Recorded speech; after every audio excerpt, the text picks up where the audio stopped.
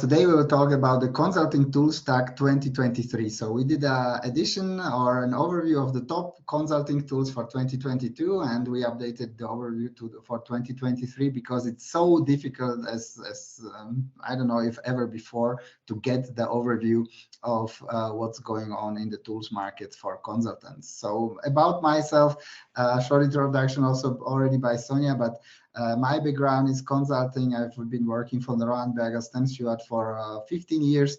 I love problems, challenges, and difficult tasks. I'm proud to be a 3-time Ironman, and I'm dealing with AI technologies now since December 2017. And I believe we have been quite ahead of the game over the last few years. So consulting and AI, this is my home turf. And together with Ask Brian, we are building an AI-powered digital companion.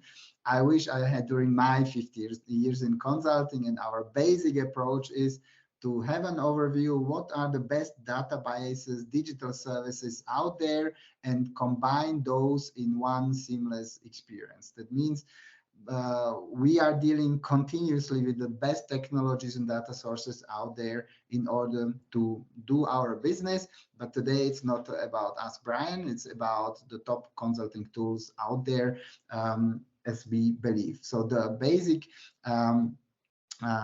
challenge we see that many are facing is that there are so many tools out there, and first it will be just cool to know about from you. So how many tools you are currently using, and to how many tools you have access to. So feel free, and I would like to ask you now just to scan this QR code or copy paste this into your browser. I don't know, Sonia, if you can share this also in our chat session and answer these 2 questions, because in the past, as a management consultant, you maybe have used Excel, PowerPoint, Word, maybe, and Outlook, but now you are probably using much more tools. So it would be just interesting to see, based on the participants in our call, how many tools or the software solutions you are using at work. And the second question would be how many tools you have access to. So we talk with the leading companies, and often it is I'm filling out the survey also myself. So often we get the feedback from our clients that they have a library of over 300-400 tools. But the problem, of course, with this is that nobody can overlook all these tools and solutions, and it will be just interesting. So what the common standard, let's say, if we take the participants of this call, we will share also the results after in the summary of this webinar. So you have this overview. I'm updating the results in the background. We'll wait a few more minutes, and we'll share this in the updated presentation. But the direction is that you are using approximately 6 to 20 tools, and the most of you have access to almost 50. So I would assume that that our hypothesis is correct, that the tools available, of course, only part of them are used. It's often because of complexity reasons, but of course, not everyone has use cases for each of the solutions.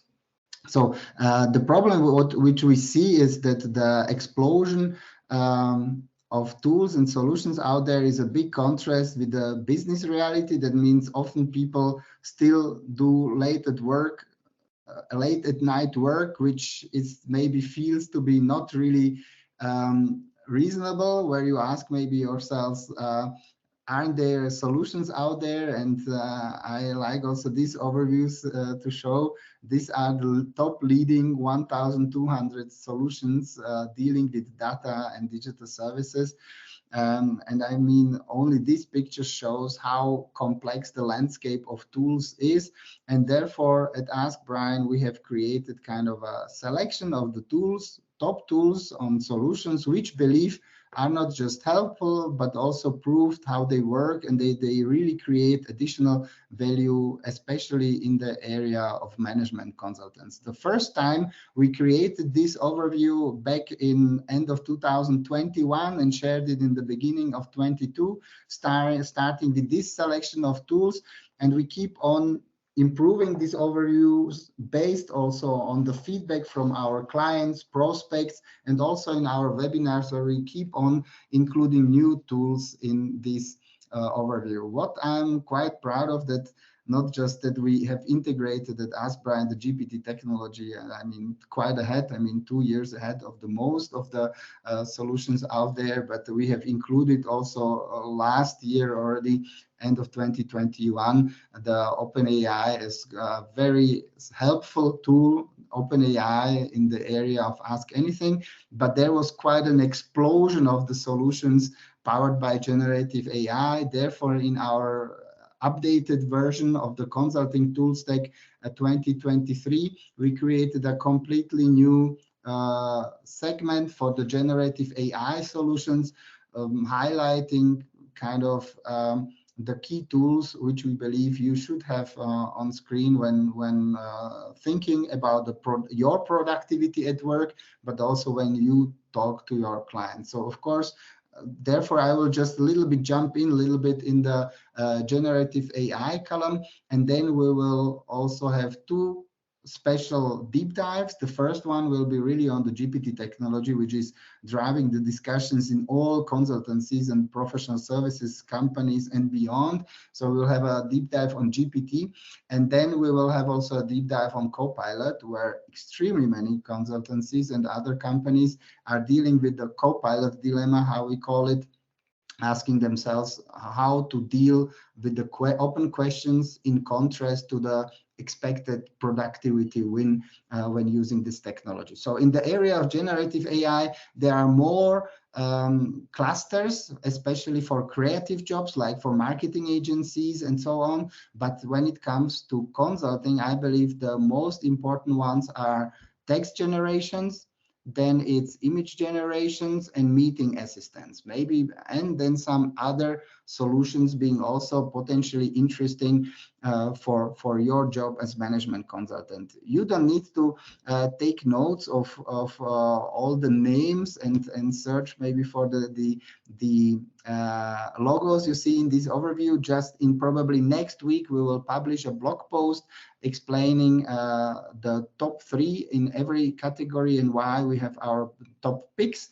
But here, just about the generative AI solutions, OpenAI, everyone knows, but if you want to create texts which are optimized for German, we would recommend to use Neuroflash, and probably the globally #1 in creating different kind of marketing or written copy is Jasper, but for the regular user, I would say OpenAI or Ask Brian is the best solution. When it comes to image generation, we have created, or we have added in our consulting tool stack, especially Midjourney, because regarding the quality, there is head-on-head race between Midjourney and Stability AI, sometimes also Crayon. Now, of course, this week there has been a new release of DALL-E 3, which provides an astonishing result. So maybe before we publish this overview in our blog post next week, we'll probably replace Crayon with DALL-E, because the advancement in picture generation, which you can use also in your consulting presentations, is developing extremely fast. And the cool thing about DALL-E 3, which I've seen just this week, was that for the first time you have reasonable texts in the pictures. And I can imagine that depending on in some workshop scenarios and so on, it would be very helpful to have this in. So meeting assistants, when we talk about productivity, and this is very much our focus, I believe you should have a look at Firefly, Stukan, and other IT AI, which help you to especially summarize and deal with your meetings afterwards in a very efficient manner. I find it interesting what will happen after Copilot features, and we'll come to this, will be integrated in the team solution. So if and how these specialized solutions, which will keep their position in the market. And there are also some other approaches using also generative AI. The probably most interesting one, I think, is Notion AI, which requires some work if you want to automate some workflows using AI. But I believe this is a very powerful approach, which could be useful, especially when you talk with your clients about automating some processes. So I will not touch the other categories today in much extent. I would like really to deep dive on the GPT technology, which is powering many of the tools out there, especially, of course, the first ones.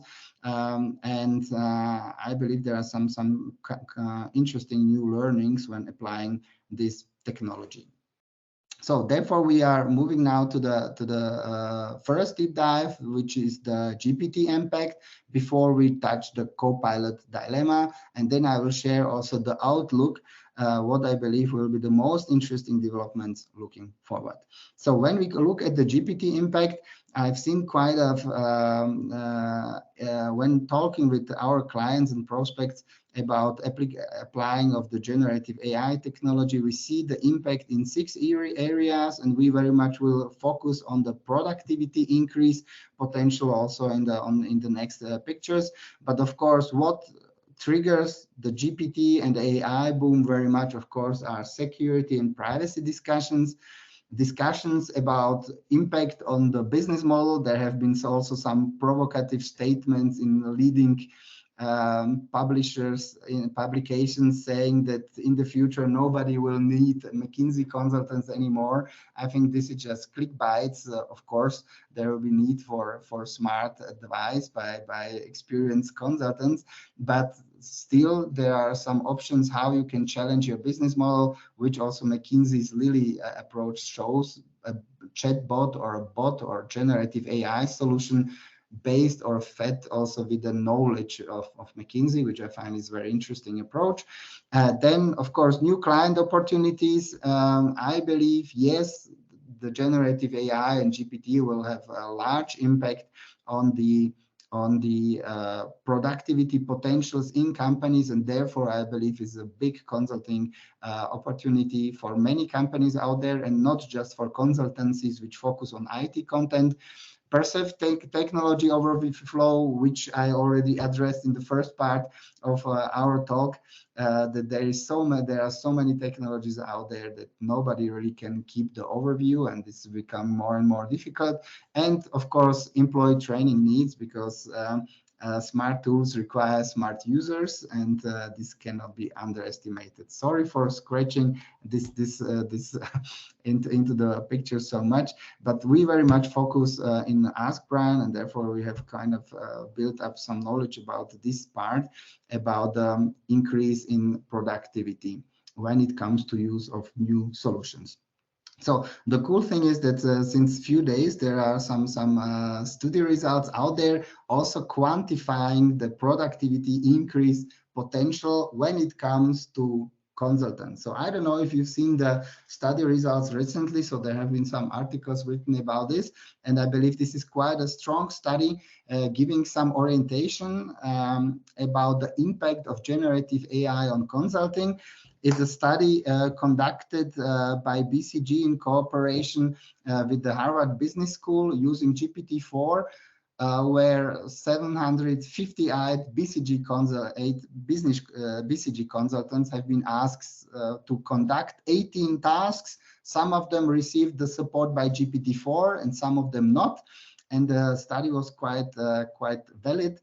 And what I find are the top highlights when we come at a look at the results are that the using GPT-4 has especially a huge creativity impact of increasing the creativity of the solutions by 40%. So a huge impact on how creative the solutions are which the consultants have generated when using GPT-4. What I find to be interesting is that even if 90% of the consultants performed better with the help of GPT-4, the diversity of the results, if we take the collective creativity, went down by 41%. That means the GPT-4 technology is helping to increase the individual creativity,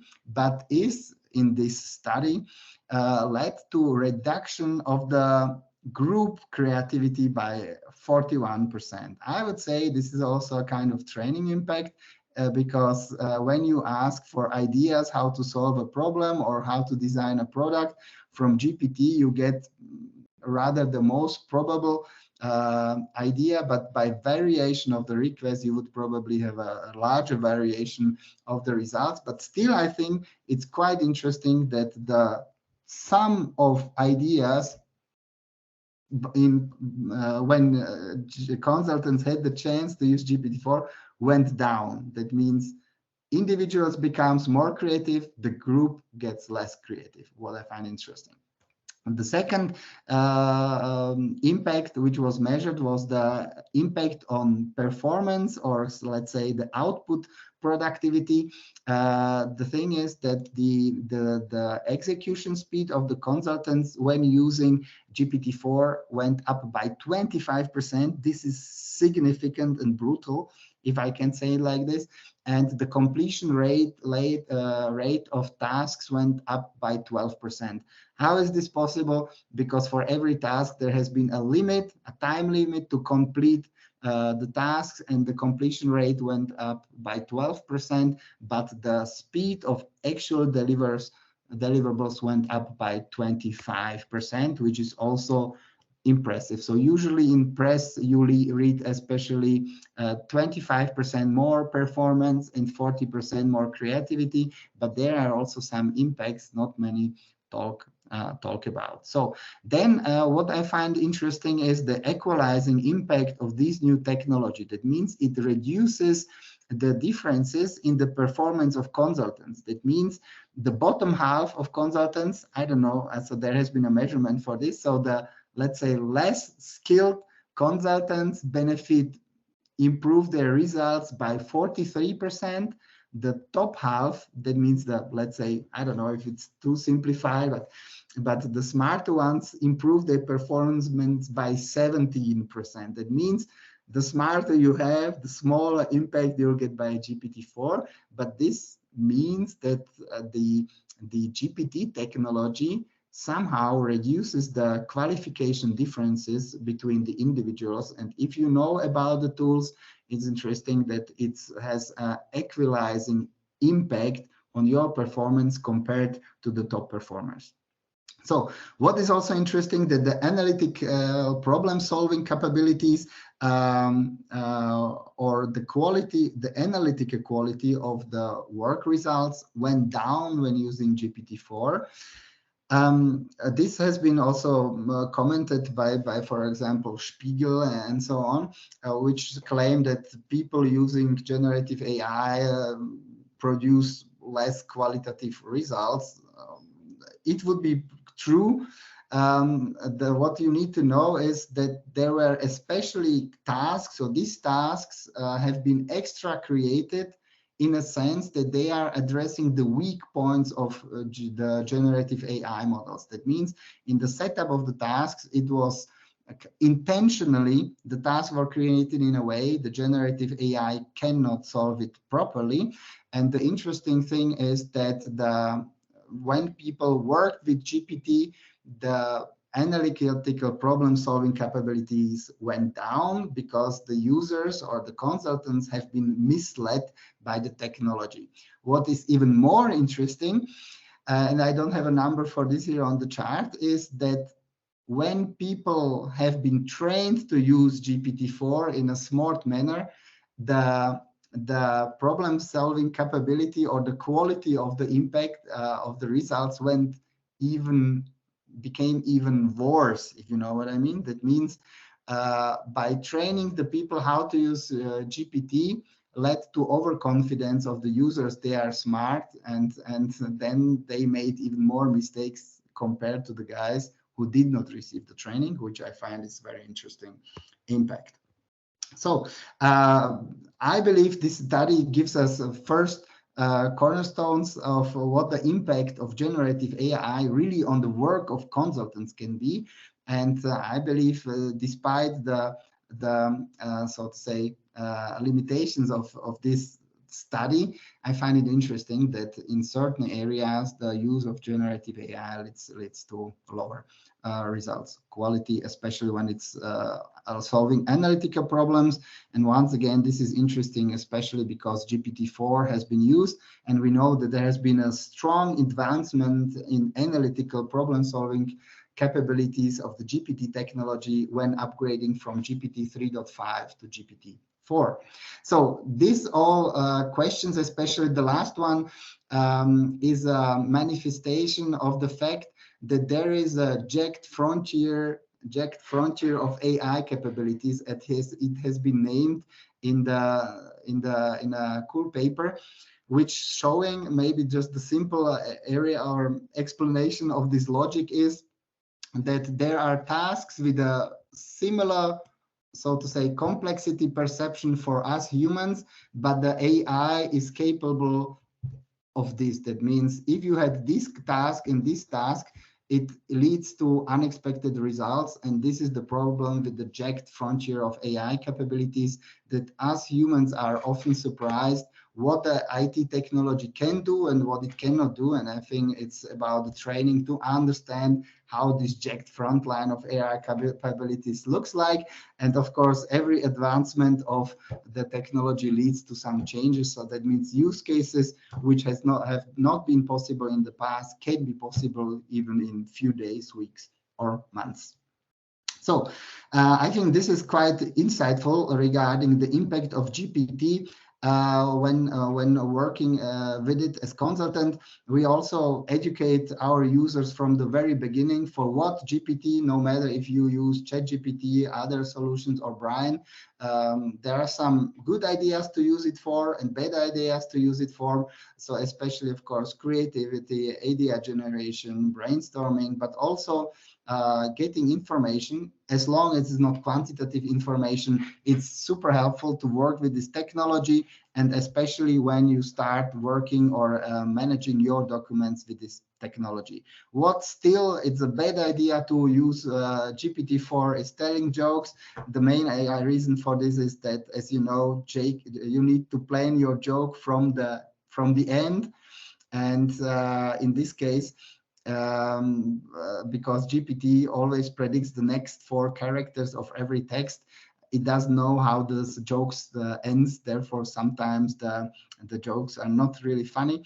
But they're also providing numbers, website links, actual information, performing of logic tasks, as had been also shown by the study, or file handling in certain manners, and connecting the dots are currently not possible by using generative AI. But as I said, some of these problems will be solved in days, weeks, and months. So let's go to the Copilot dilemma. I will rush a little bit over the next slides because I would like to finish then 14:35. We have planned the webinar for 45 minutes, so we have enough questions. So once again, if you have questions, comments, your own experience when using cool tools, it doesn't need to be related to GPT only or ChatGPT and Copilot, please share. So the Copilot dilemma, we call this chapter like this because this is also kind of wording one of our prospects used to describe in which situation they are when analyzing the Microsoft technology. Once the promise and the belief of a huge productivity increase, and at the same time many questions, especially regarding data security, privacy, and also the special situation in consultancies, where consultancies have a lot of content for one client, from many clients, from many projects. And the question is how you can use this knowledge in maybe competing companies and so on. Therefore, 3 main topics in this Copilot dilemma. First, what is the excitement resulting from? Second, how is the basic architecture, which I believe helps to understand also the problems, and then of course the challenges or questions. So what about the potential? I mean, huge productivity increase when you've seen some of the demo, especially the integration of all Microsoft tools, PowerPoint, Word, Excel, but also Outlook and SharePoint and so on, promise a huge productivity gain because in every content generation, you can build on the knowledge you have access to.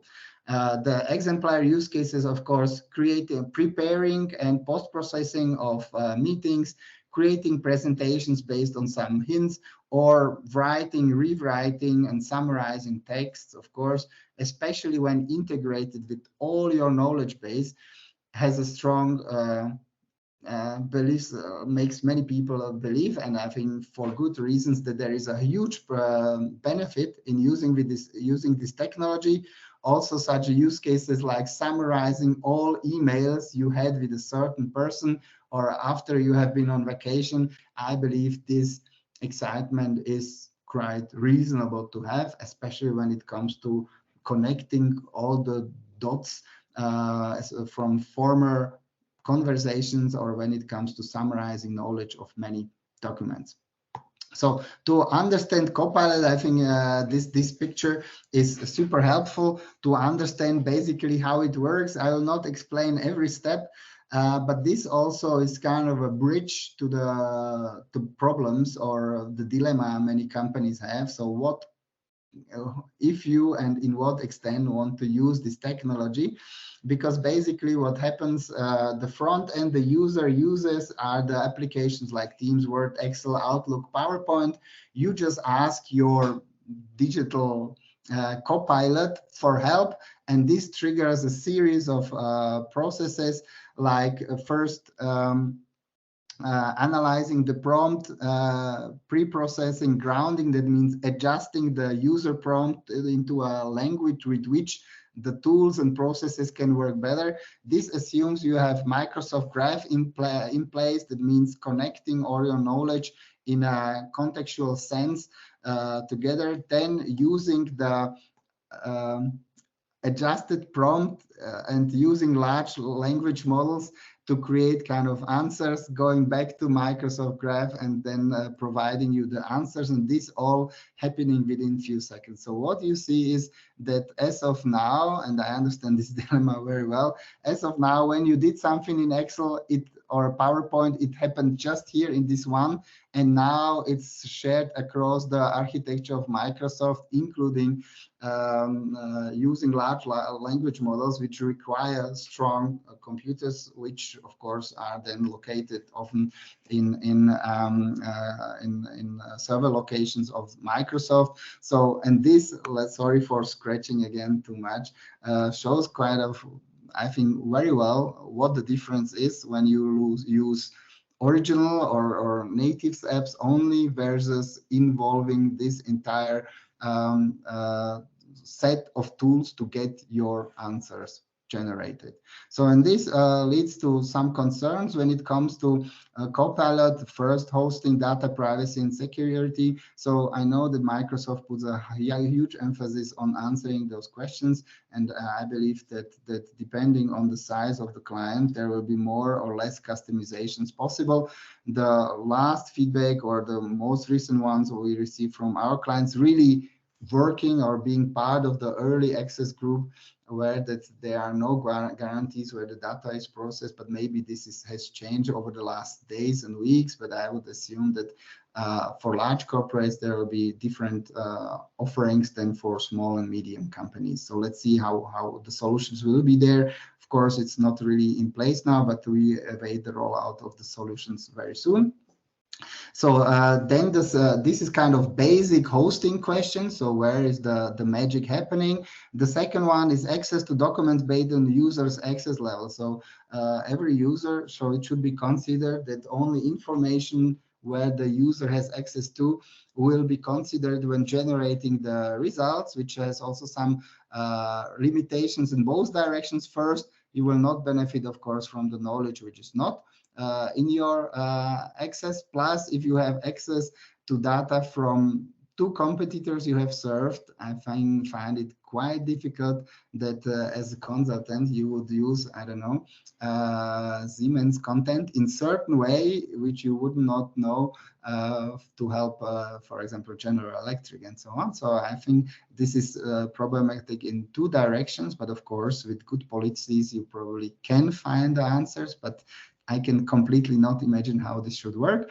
High complexity training and upscaling. So based on the use cases and demos we have shown, we have seen when Microsoft pitching the solution.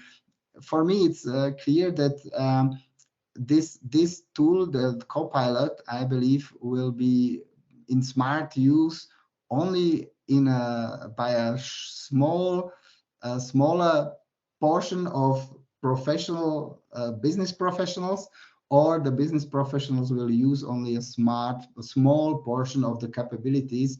I believe this is quite complex and will require a lot of training and upskilling of staff. Then the fourth point is the IT setup with Microsoft Graph and so on. So it's not like a tool which you just pick from the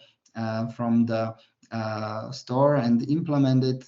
Depending on what extent of the functionalities you would like to want, then you need to do kind of IT project to get it going, especially in the extended versions.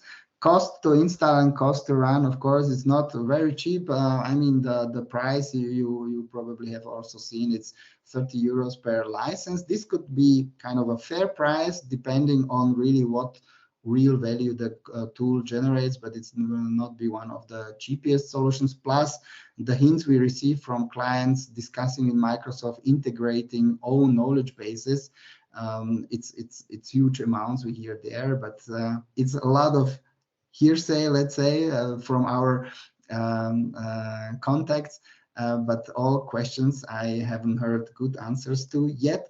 And of course, it assumes that you are using the entire Microsoft universe to benefit from this tool. So this could lead also to higher dependency from Microsoft.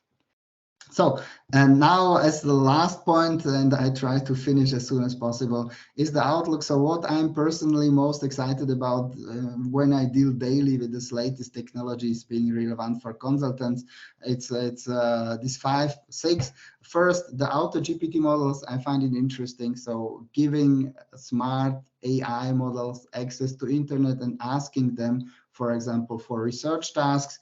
It's crazy what's possible out there, and we and the tools are developing in this direction that GPT, or the generative AI, is now getting out of the box and getting access to internet and conducting also a series of tasks. The second part is multimodal GPT. We have seen some advancement last week or 2 weeks ago, where it's now possible to show pictures and record audios to interact with these models. Regulatory pushback, I was a little bit more skeptical about this a few months ago, but we've seen that yes, there are some concerns, and yes, there is regulation, new regulation in place, and also the discussions in US and European level, but it will not kill the industry, because everyone sees that yes, there is regulation necessary, but this will be not kind of categorical stop of the technology, which is, I believe, also not possible. Small and custom large language models, if it's Alpaca, which is much smaller than GPT 3.5, but delivering similar models results, or if we are talking about the models many companies implement in their setups, it's interesting. In the most cases, as we see the implementation of Chat Bosch or Chat BASF and Chat whatever, it's usually just the interface to the regular big model of 3.5, usually, sometimes for GPT-4, but in some cases, like in case of McKinsey, when it's enriched and based on own data, it's quite more interesting. GPT integration in Microsoft Office. Here we speak especially about the open questions regarding Microsoft Copilot, and then of course a little bit philosophical questions.